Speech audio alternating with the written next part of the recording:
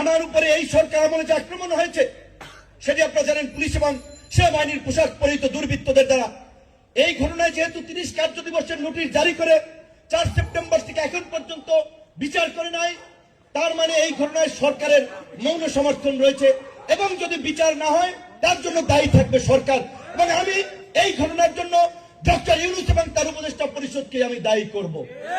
তাই আমি আবার বলছি, আমি গানম্যান নেব না।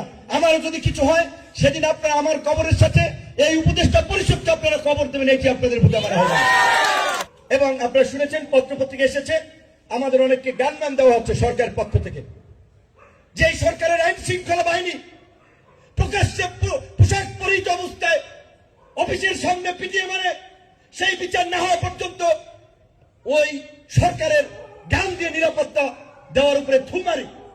আমরা পরিষ্কারভাবে বলছি, 29 আগস্টের ঘটনায় বিচার না হওয়া পর্যন্ত আমার গানম্যানের দরকার নাই, আমি গানম্যান নেব না, প্রত্যাখ্যান করছি। আমার সরকারকে বলতে চাই, গানম্যান দিয়ে গুটি কয়েক ব্যক্তিকে নিরাপত্তা দিয়ে দেশকে নিরাপদ করতে পারবেন না। গোটা দেশের মানুষের নিরাপত্তায় সরকারকে ঢেলে সাজান, আইন শৃঙ্খলা বাহিনীকে ঢেলে সাজান, অন্যথায় প্রার্থীদের নিরাপত্তা দিলেন, ভোটাররা নিরাপত্তা